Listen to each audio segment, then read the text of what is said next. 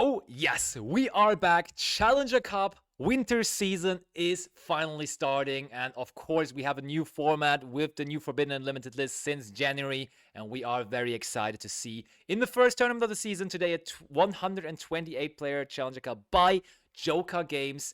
Who's going to make it into the top 8? What decks are going to be very present? What is going to happen overall? So I would say let's waste no more time, except please make sure to leave a like to this video, subscribe to the channel if you want to see more competitive Master Duel gameplay, and we are going into top 8 straight away. Let's see what this season of Challenger Cups is having for us. We see Aris Uroda selecting second, and good lord, immediately we see Aris Uroda versus Tupac in top 8. First game of this it is, and Tenpai, even with all the hits for the newest Forbidden Unlimited list, is going super strong. And we have two Tenpai players in top 8, and Aris Uroda got to go second here. Let's see. Oh, going second and the opponent draws double Mulcharmy Fuvalos is crazy. But let's see how this goes. Normal Pydra effect that gets impermed. That is so good. That is so good, let me tell you why. They tried to go for Seals together with now a searched either second Gonroku or Chandra. And then Seals could have cleared the field to make the Mulcharmy Fuvalos live. Now that does not work anymore though, as they get stopped on the Pydra. That's rough. Immediate Maxi, okay. Lightning Storm. Oh, now the Fuvalos are going to be live as well. One Fuva, two Fuva, just throwing them all down there. Alrighty, one card remaining in hand. We give up the Fuvalos, and that's the thing. You would expect a normal deck maybe to now not go for it anymore. But guess what? This deck literally does not care. Tenpai is so ignorant against any kind of interruption, essentially. Especially when it's already in the battle phase. But you do not care about giving your opponent... Look at this. 7 draws, 8 draws. You do not care, as they cannot stop you. 1-0 for Aris, because they did not care about Maxi or Fuvalos, and they won the first game of the Tenpai Mirror match right there. That does, of course, not mean it's over yet, though. Game number 2 next. Still plenty of time to turn it around for Tupac. Let's see whether the players changed their decks, because as per usual with Challenger Cups, that is totally possible.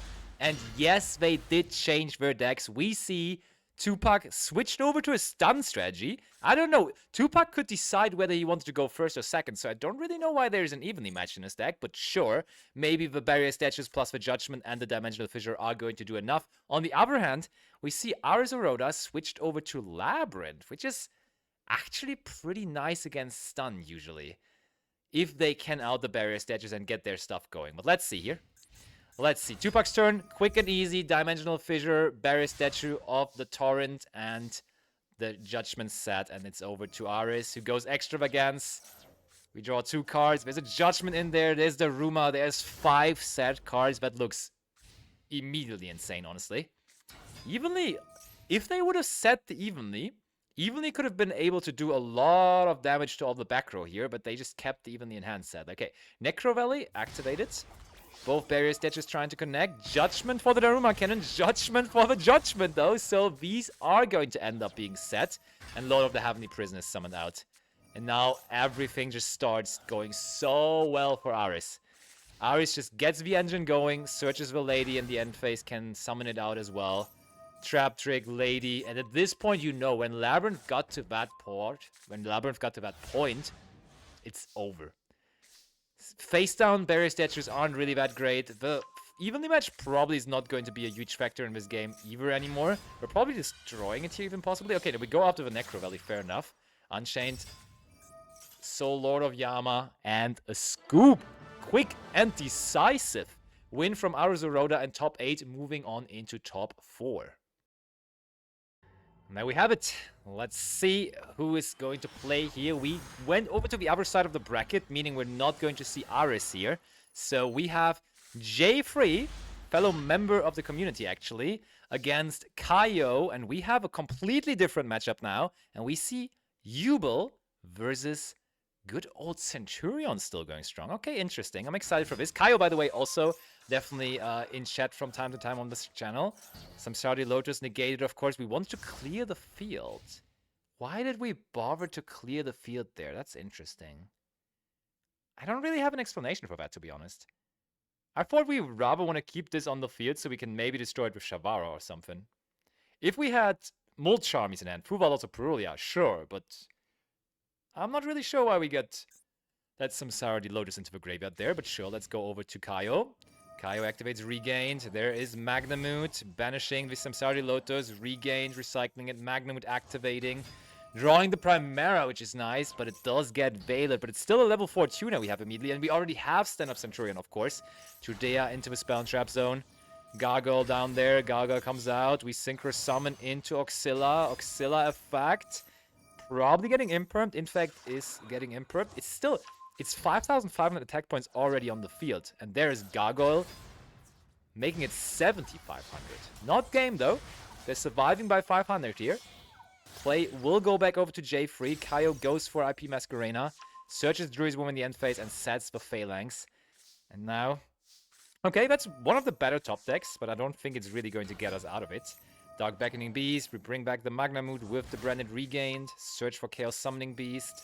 Magnamoot activates Phalanx, just gets rid of the Dark Beckoning Beast. We chain the Chavara, but it did not matter. 1-0 for J3. They are one step... No, wait, 1-0 for Kaio, never mind. 1-0 for Kaio. They are basically 1 foot into the finals. Let's see whether they can close it out here in the semis. We are going now for top 4, switch the positions, and we are going to be on the side of Kyo, who is not playing his strategy anymore. He's not playing the Centurion deck, but he switched over to Tenpai, assuming that J3 would go first, and rightfully so, because he has switched over to Labyrinth, as it was not going too well with his Yubel strategy. Let's see, that's a powerful Tenpai hand, but let's see how this plays out.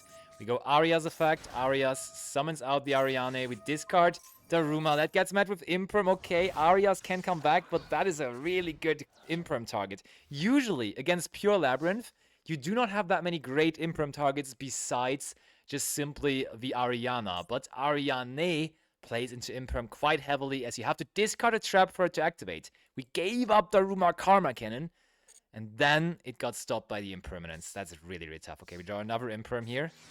Kaiman first. That gets ashed. Okay. In the main phase means we can activate our Triple Tactic Talents, though, and we found the Dora off the top. Searches Genroku effect. Interesting to see they also run Perulia in this.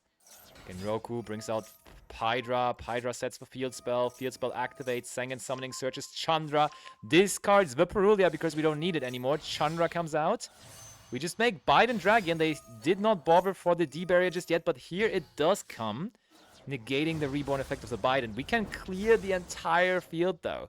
Now just set those 2 cards. Imperm Droplet, what are they supposed to top deck? They top deck an Ash. Doesn't help. Another super quick 2-0. The matches for the first Challenger Cup of the new season are actually rapid fire here, and Tenpai is playing a huge role in them. So Kaio into the finals. And as if I had scripted this, the player we featured in top 8 is now facing off against the player we featured in top 4 for the big finals. We do have Kyo going back to his signature Centurion strategy, and we have Ares Uroda on the Tenpai's Dragon strategy once again. So let's see. Who won the coin toss? It was Ares Uroda winning the coin toss, so Kyo basically knows he's up against Tenpai, and I think usually the Centurion strategy going first does have a pretty nice Tenpai matchup, as you do have the chance to like protect your stuff against mass removal, because the field spell, for example, says cannot be destroyed by your opponent's card effects while you control a Centurion monster card. And there's all those neat protection effects. For example, this Primera says while this card is a continuous trap, level 5 or higher Centurion monsters you control cannot be destroyed by card effects. So you can like kind of just permanently protect your entire field if you get to setup. Let's see though whether they get to setup here. So we do go Lubellion first of all. Searches Magnamoot. Normal Primera. Searches Phalanx. Stand-Up Centurion discards the additional copy of Primera. Now comes Magnamoot. Banishes Primera. Magnamoot on the field, of course.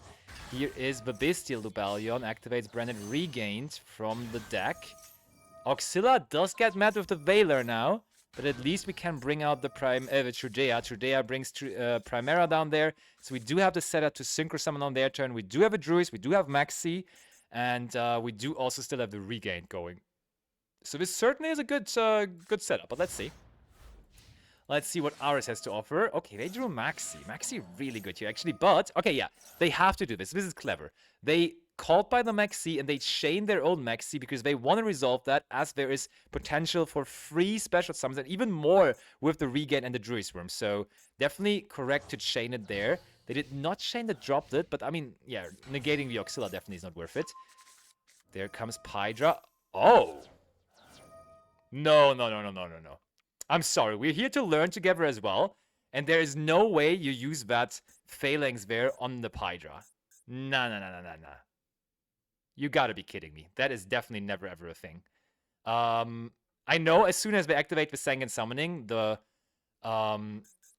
Centurion Phalanx becomes a lot less stronger, but you just hold it. That's just such a low value now for the card. They always just go Sanguine Summoning, search for Genroku, and they just always still keep on playing, and you can't really stop them. So I definitely disagree on that Phalanx.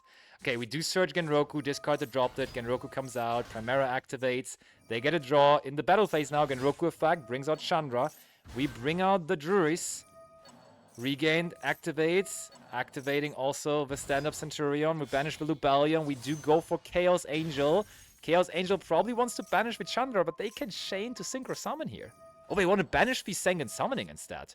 Dropped it though, negating both. Uh-oh, that's trouble. So maybe the favorable matchup for the Centurion deck is still going to be in danger here.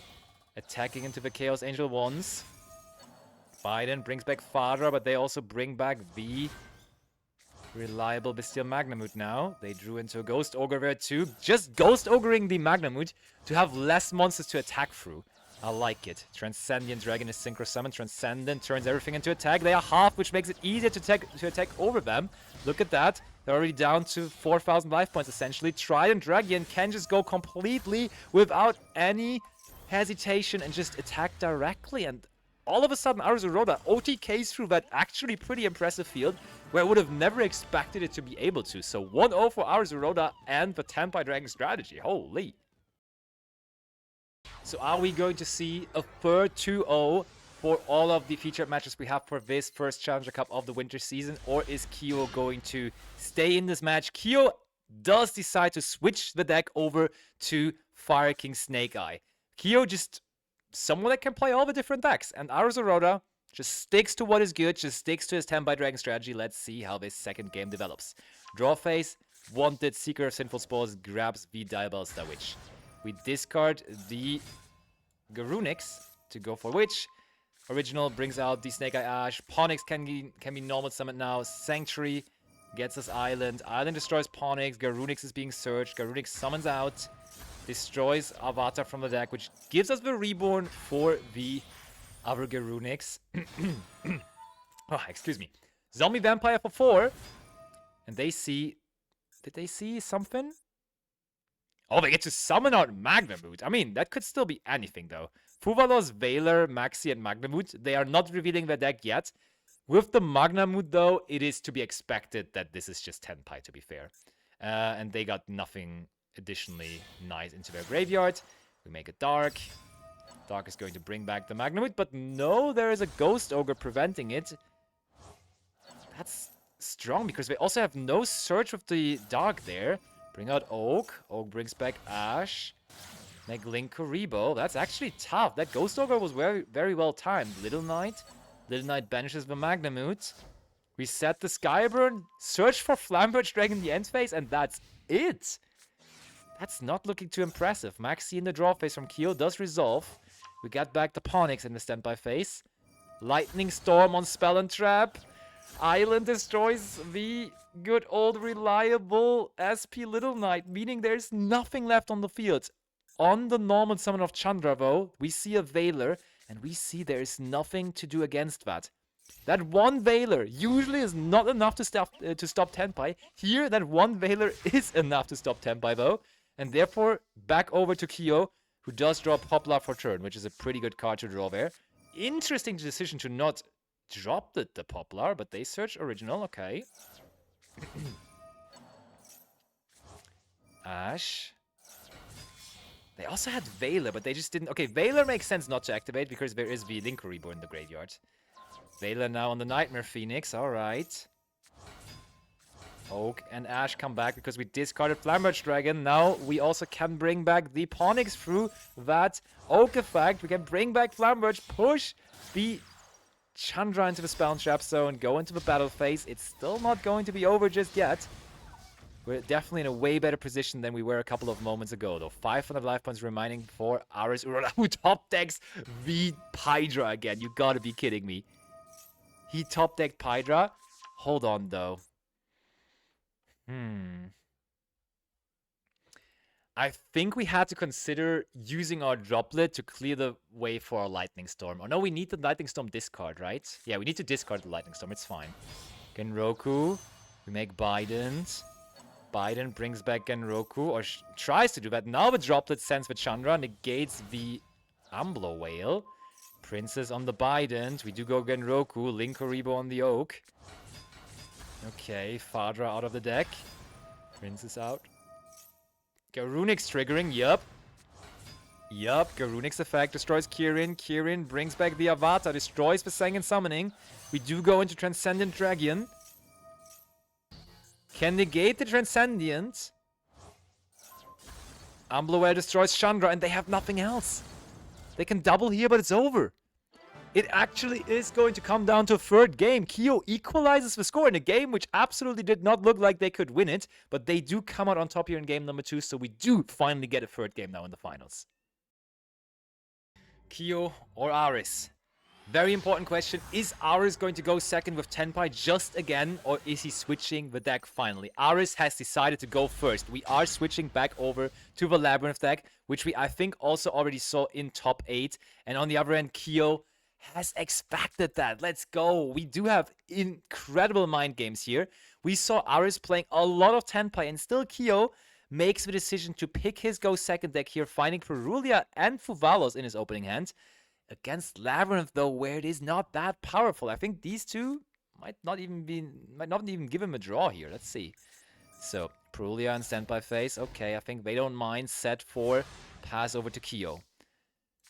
Kyo draws the Ash. We activate the Fuval as the first thing. Normal Fadra. Fadra attack. 1600 damage. Okay, set a Droplet and pass. That ain't great.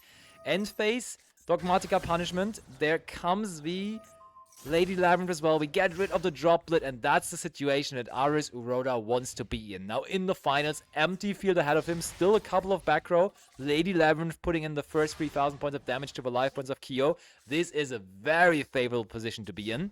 Set the Droplet, pass it back over to Aris Uroda. Is that maybe going to be the last turn of this tournament? Ariana wants to search, gets negated by the Droplet though. Battle phase, that's 3800, and okay, they do get another turn. What card are they supposed to draw though now? What card are we supposed to draw? Maybe the most powerful card in all of Master Duel, but that's not how usually Max C decides games. We normally summon the sea, attack into the lady, and therefore the first Challenger Cup of the winter season is going to be won by Aris Uroda, playing a mix of Tenpai and Labyrinth. So that does conclude the first Challenger Cup of the season. Tenpai is apparently still very much the deck to beat in Master Duel right now. The Mold Charmies have pushed the deck to a level where it absolutely, even though it got hit massively on the last Forbidden Limit list, still is able to compete at the highest level of competition, basically also winning this Challenger Cup here now today in the hands of Aris. I hope I can bring you more coverage from all of those Challenger Cups. You guys know I love to play in them myself. I will be hosting some as well this season, so I cannot wait for another season of competitive Master Duel gameplay here in Europe. So everyone definitely make sure to check out this video and leave a like to it. Subscribe to the channel as I told you. Leave a comment if you stayed until the end and watched all of this. And let me know if you want to see more of those videos regarding the Master Duel Challenger Cup environment. See you for the next video. Bye.